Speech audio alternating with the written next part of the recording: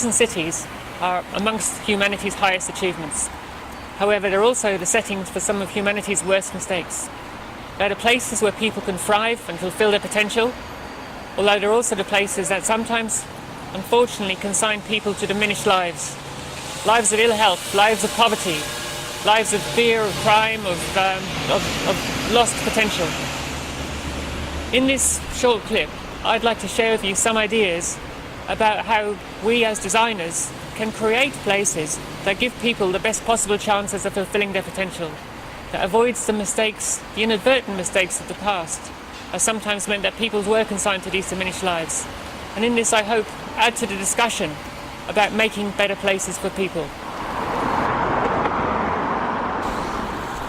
Looking around, you might not think this looks like much. It's just a very basic wooden construction with some few flowers. But that would be to underestimate what it means for the people who've helped and been part of designing it.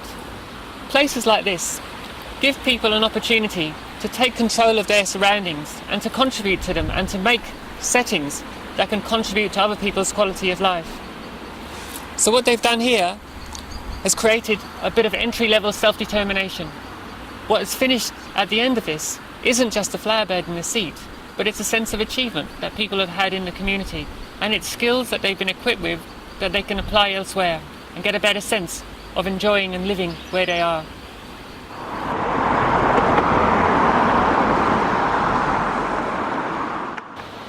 Enabling people to walk isn't just convenient, it also helps people to stay healthy, to be healthy enough to enjoy all the other benefits of living in a city. Now, a big question that urban designers have to ask themselves is, what can we do to make places walkable? What can we do to make people feel that walking is both pleasant, attractive and a safe thing to do? Here we see illustrated many of those things. We see a wide a footpath which is level, a footpath which hasn't got crossovers. We also see the houses around us offer people surveillance. It means that as you're walking along the street, you have the reassurance of knowing the people nearby are overlooking the street, and this, you know, is a great deterrent for people who might be ne'er-do-wells or might wish you harm. So all these things make a place feel safer. Combined with the density that you get from when people live at this sort of density, it does mean that there are enough people in this area to support the shops, the cafes and all the things that are around here, that mean you're within walking distance of the sorts of places you need to go to have a sense of community, to have a sense of the places that are shared by people all together in this neighbourhood.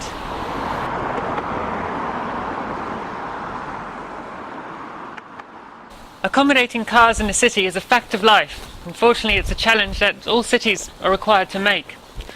What we see here is a way that it's done, maybe not perfectly, but pretty good. People can, to an extent, park their cars here, but at the same time, what we have is an environment that's very pleasant, a very attractive environment to walk in.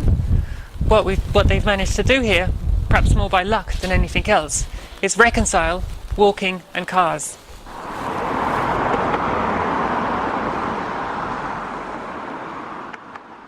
So if we want to try and create places that help people thrive and fulfill their potential, we need to think about how we can create places that help people to meet their needs, to help them do all the things that they need to do in their day-to-day lives, to be all that they can be, to fulfill their potential in life. Now, one of the most important things that we can do, not just for children but for the wider community, is think about how we create places that enable people to play, to make playable places. We have here a lovely little example from the local council about a place that they've tried to create that enables people to play. But of course, play doesn't just happen in play areas. We need to try and think about how we can make our streets, our footpaths, our wider environment playable. Playable so children can look on every bit of their surroundings as a playscape, and adults can feel safe and confident that their children are looked after and aren't going to be adversely affected by enjoying their surroundings.